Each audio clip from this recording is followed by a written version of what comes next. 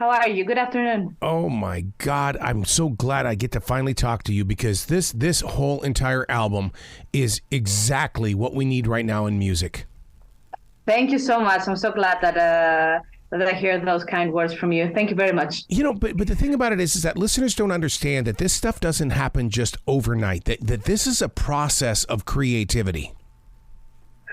Yes, of course. I think even, the writing process of the album was a bit weird, and, it happened in a really weird way because most of the album, like 90%, was written during the pandemic quarantine period where, we didn't have that much, we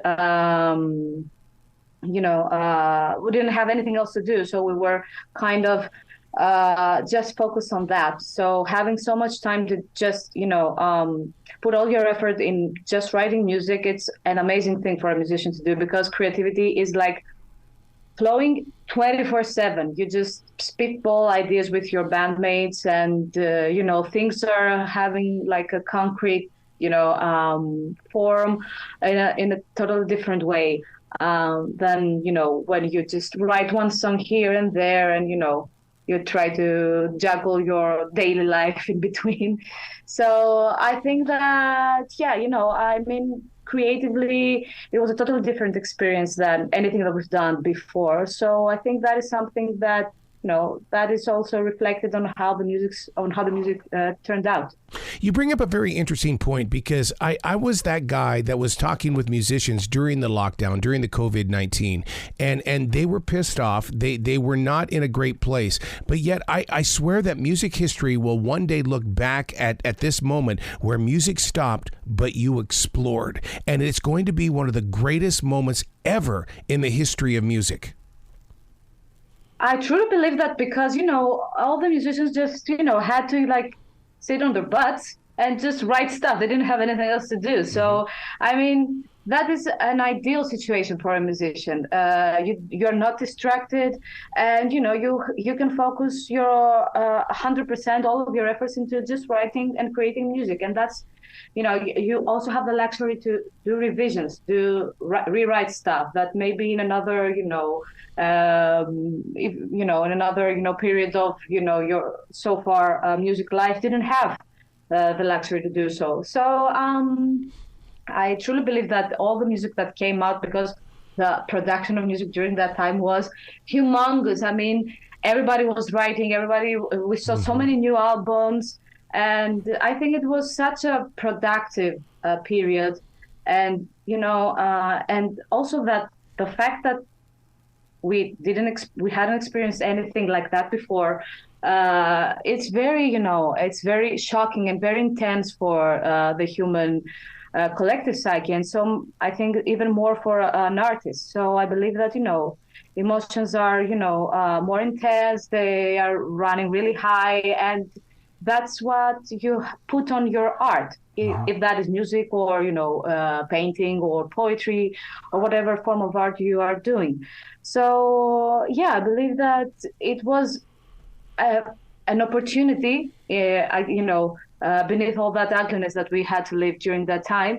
But I truly believe that, a lot of art flourished due to that. I just did a show on iHeartRadio today that was based on that we yearn for that moment that we had during those 2 years. I've rearranged my life. I've quit jobs because I want that back that I had, that open space. How has it changed you? And do you find yourself searching for that open space again? For me, I have to be honest, I'm a workaholic. Yeah, me too. So it's really hard for me to stop, to take a moment and breathe. And, the fact that, I have to even when I'm on vacation, I have to find something to do. Yeah. Maybe I will, clean my house or whatever. Just do something that, that is qualified as, work. So I do not go crazy. So, sometimes when a break is kind of, mandatory. It's like imposed due to circumstances that you cannot control. That's good for people like me, but and people always tell me to take a break from working, but right now I do feel the need that we need to take some breaks here and there, of course.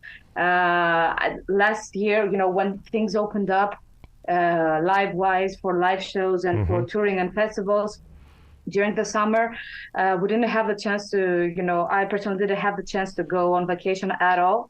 So I have to push myself to find that space that you're talking about. So, I push myself to take a little breaks here and there, go to some, travel a little bit, just, change the scenery in my life. Yep. So, I'm not, I don't have the need to work all the time.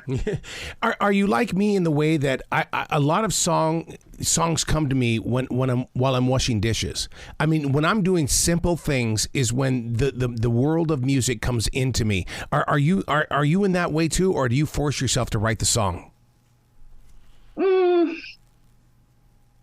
I would say that it's 50-50 for me, because right. Sometimes I have to say, okay, now I need to, start thinking about the song, get my hands on it. But that's not when the final product, let's say, is going to come out. It's just, if I start the process, say, okay, now it's, I don't know, it's 1:00 in the evening, and let's start writing some lyrics. I will write, 1 or 2 lines, and then I will find myself, just doing something else, because most of the time I won't be inspired. But because I started that process, maybe at another point during that day or the next day, like you say, when, I'm washing dishes, or I'm most of the times when I'm driving, that happens to me a lot. Absolutely. Yep. Yeah. That's when things click in, and I'm like, oh my God, I need to find my phone to record, a melody or write down a lyric. Yeah.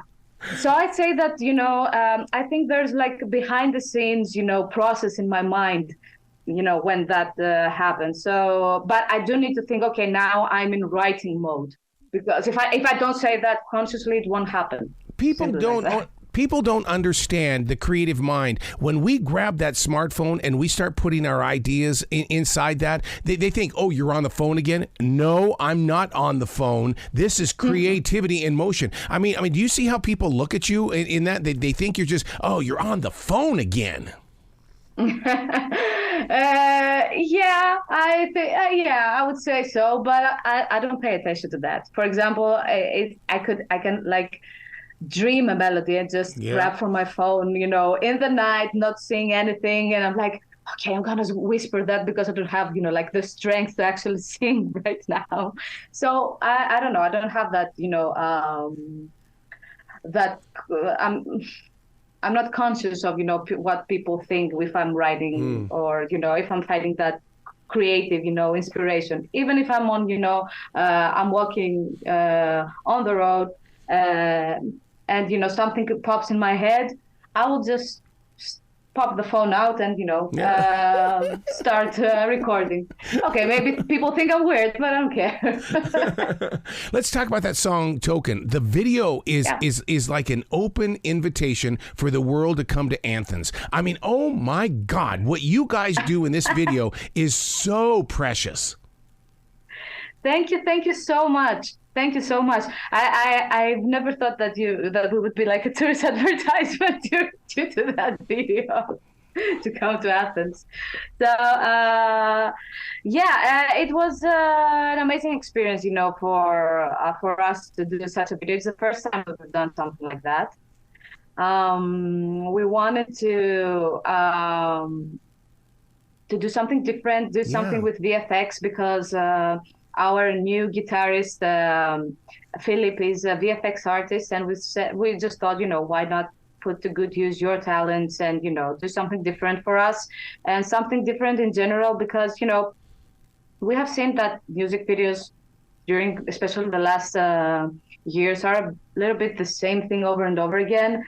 And we wanted to do something different, not only for us, but for our fans and for the music fans in general. So we decided to do something that was heavily based on the VFX and the 3D art that our guitarist is so talented, and this is his main job also. So we started brainstorming ideas, what we wanted to do, the scenario, how things would go, scene after scene. It was a huge task to undertake because we had to do a lot of pre-production to do. When you're trying to do real shootings that you will incorporate afterwards with VFX, it's a little bit difficult. You need to be very careful in order to know what to do, how to move, what to expect, because you don't know what actually is going to come out in the end. You need to be very careful about the lights, everything. And, it was really fun for me also because it was the first time that I had to do so much acting in a video. And, I don't have like a weapons or training or a combat training at all. I had to do all that stuff for real.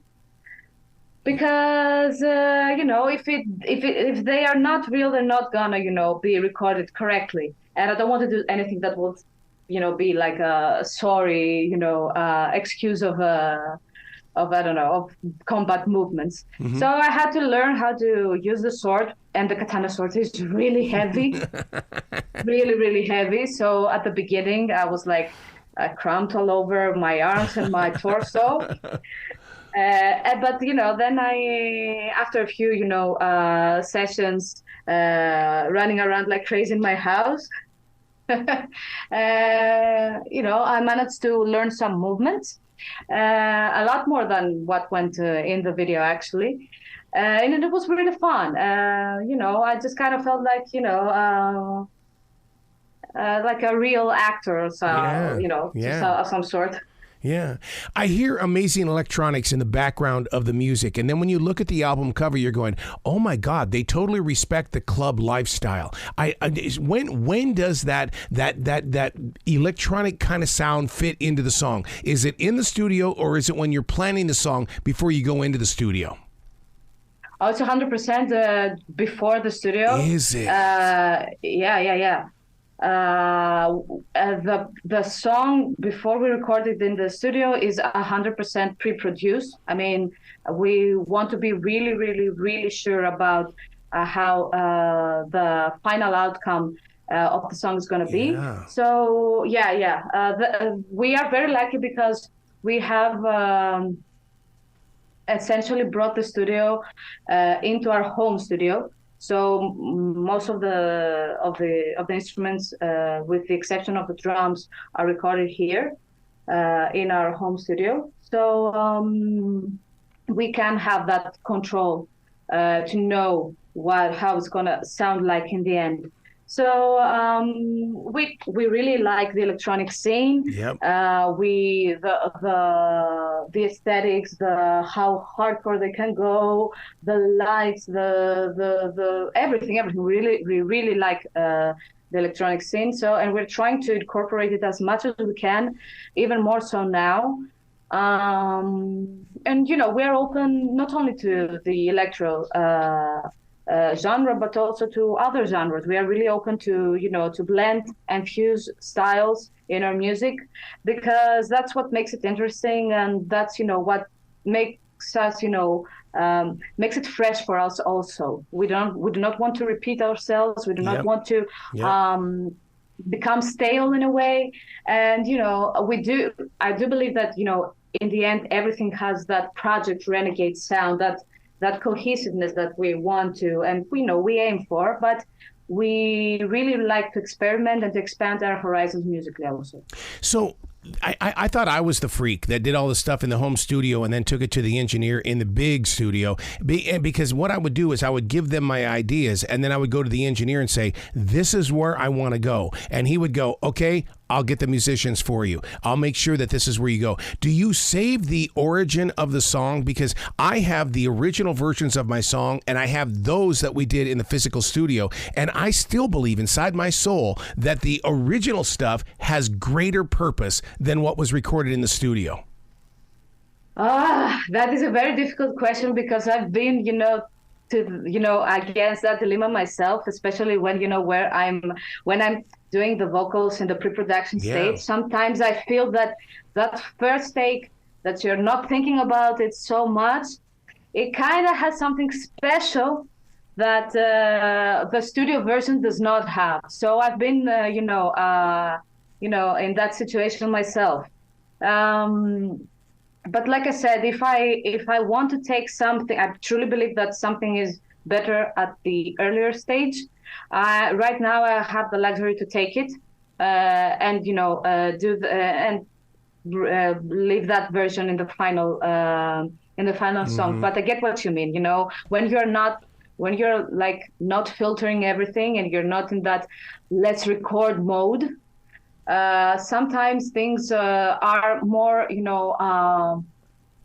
they have more emotion, I think. They have more, the meaning and the performance behind them are, more honest, I should say. Yeah, because I've been known for many songs where I didn't like what I did in the actual recording studio, and I said, you got to take what I did and you need to marry it with what we're doing. And they look at me kind of strange, but it's like, no, you don't understand. I felt something in that moment in my own home studio that I'm not getting in your studio. Yeah. Maybe it's, the fact that you're trying so much. That's it. When you're in the studio. I think that sometimes takes the flavor out of it. So are you guys big movie fans? And the reason why I bring that up is because the song Blood Switch, this is a movie in the making. You really deliver this song. Thank you so much. We are really huge fans of music. Yeah. For Blood Witch, for example, it's based on a fictional character. To say Blood Witch is a character that that is saying all those words, all those lyrics, and we get inspired from movies a lot.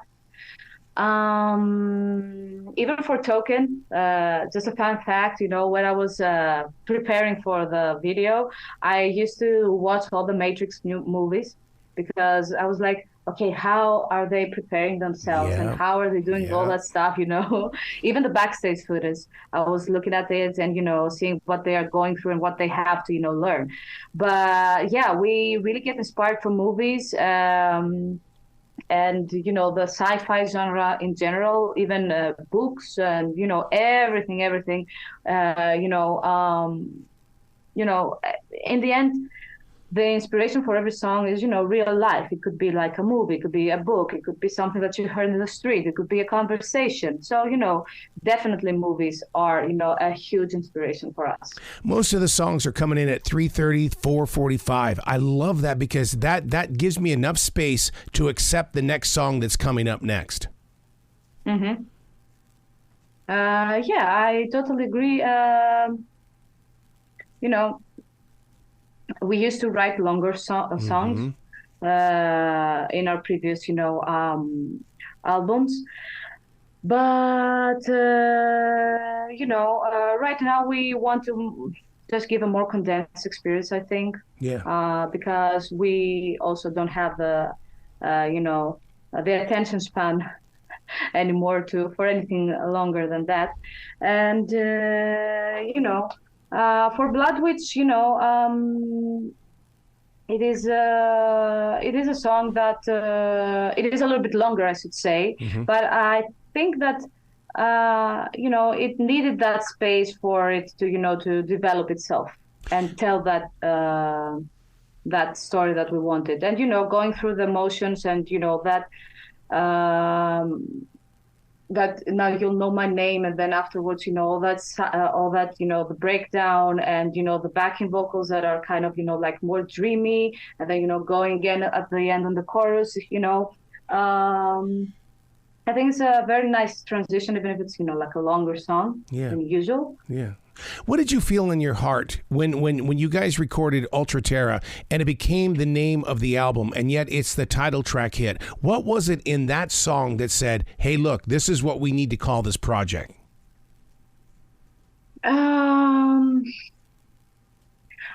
To tell you the truth, I don't remember if the name or the song came first. Right.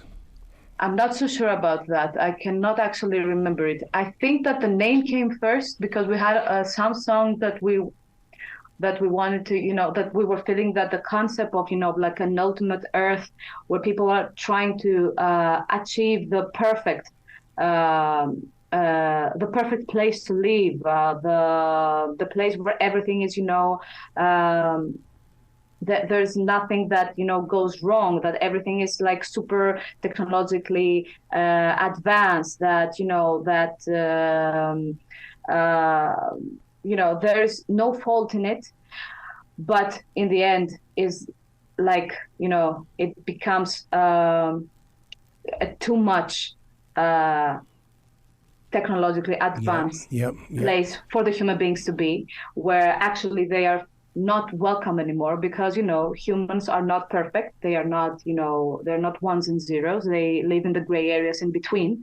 Most of the times they have emotions, they have their faults, and that is what is beautiful about the human nature also. So that was the concept of the album, and that was something that was represented in the songs that we had so far up at the moment that we decided that the album is gonna be called Ultra Terra. And I think that the song that became the title, that is after the title of the album, came afterwards. Really? And it was like for me, Ultra Terra is a very epic song. It has it's a musical journey. It has epic, closure of everything on the album, although it's not the last song. And it just encompasses everything that we wanted to say through the album. It's super, it has a lot of electronics. It creates that spacey feeling that that you're kind of floating in the air, and it also has that the desperate urgency that something is going wrong and we need to correct that thing. We need to find a different solution. So I think that the title came first, and then the song fit what we wanted to do in the album in the end. Yeah. Project Renegade is really, if somebody asked me what is it, how is it they do with their music, and I would have to say that you guys are masters of transition in the way of that guitar and the vocals. They're not competing against each other. They're accenting their own presentation as superstars in their own right. Our drummer would be really, really, really happy to hear you say that, because he's such a fan of how a part is making the transition to the next part. Yes. It's something that he always, tells us we need to be, careful how we're gonna, go from one part to the other. And I'm really happy that I hear you say that, because I always also as a singer of the band, try to make everything flow as much as seamlessly as I can. Yeah. So I like the cohesion of a song. I don't like songs that are too choppy, which is something that we see a lot nowadays. Due to the fact that there is also a limitation in time. When you're putting music out there. So I always try to find that that introduction to the next part by ending the previous part. So I'm really glad that you took notice of that. One of the other strong parts is that you like to play with our emotions, because you take a song like Critical Mutations. This song is playing with my imagination, and it does so in a way because when I listen to music, I go, my God, if I saw this band live in concert, what the hell would this song look like on that stage? Thank you very much. And that's why you also mentioned, like you also mentioned before, that we like movies. I mean, for me, Critical Mutations, for example, is like a totally like an introduction to the whole Ultra Terra movie, and that's the purpose of the song also. Yeah, we like to highlight the emotions of the song. We really strive through our performances and our writing to create like a special feeling for each song. And sometimes we also talk about it between us, and we say that this song brings me that emotion, and also that color, for example, blood, which brings me the color of green, or token brings me in mind the color of silver. I don't know, and that is actually, I think that that is a way to interpret feelings also through color. So we really strive to not just create a product for people to just consume and listen. We want to create an experience, and to touch people with our music and create the emotions that we ourselves, when we were younger, and right now, of course, we experience through other people's music. Yep. That's what we like about music, that it touches us, that it's here when we need it, that it helps us go through difficult situations, that that is music, and especially heavy metal music, is like the bright star that guides us through difficult times. And we are really it's a great honor when people tell us that it's the same for them with our music. How do you deal with the history of Greek music? Because a lot of people know the traditional songs, but man, they don't know what you're delivering. And it's like you've opened up a door for us to go in there and explore a new sight and sound. You mean the traditional Greek music, like? Yeah, because I'm a DJ at Greek schools. I know what I'm playing at Greek schools, and I cannot wait to bring your music to those students. Oh, thank you. That would be amazing. I mean, Greek music, traditional Greek music is totally different. It has totally different instruments also, that are, traditional to our country here. There is a big separation right now, and, between those genres. I do not know if, our music can be considered Greek. It's just us that we are, Greek citizens. But, I think that in the end, everything is, music. It doesn't matter if it's Greek, if it's American, if it's, German or whatever. If you like it, I don't know. I've heard, I love world music, for example. I like, Japanese music. I like, if something, is, it's compatible with your taste. Doesn't matter where it comes from, if it's traditional to that country or not. It's an expression. It doesn't matter. Yeah. I can't let you go until we talk about No Country, White Flags. And the reason why is because I think it's so relatable with the global times today, is that my interpretation of the song is that we're all in these places that have boundaries, but this song says you don't have to have boundaries. It is so authentic. Thank you so much. That song was, something totally different. We've never done a song like that before, and it was the first time for me to sing a ballad, the piano ballad for, with the band.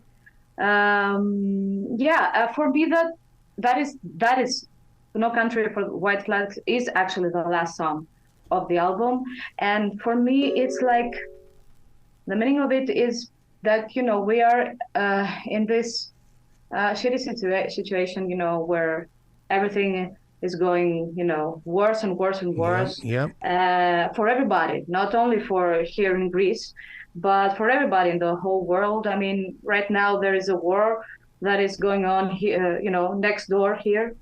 There are so many difficulties that people are facing right now. But in the end, what you need to have in mind that there's someone out there, there are people out there who are willing, to fight with you and to create a better future with you. And, for me, that song is a hopeful song that, through all Yes. that, darkness, Yep. you can always reach out and find a hand that will, pick you up and, get you, out of this, difficult situation that you're actually experiencing right now. Wow. We need each other. We need to have solidarity, and it's the only way that we're going to survive. So where can people go to find out more about you and to buy merchandise? Because people need to locate where you are and to really physically experience the music like I did. You can find us, of course, in all of our socials, Facebook, Instagram, Project Renegade Official. Same thing goes for TikTok that we opened during the last days. We are really newbies to that. And you can buy merch in our Bandcamp page. You can just search Project Renegade, and you will find all of our merch there. It's available for you. We ourselves ship everything to you, and it's the best way to support the band. Just buy their merch. You're absolutely right about that. Please come back to the show anytime in the future. The door is always going to be open for you. Thank you so much. It was an honor for me to talk with you. And of course, anytime I'm available to continue our beautiful discussion. I love it. Be brilliant today, okay? Thank you. You too.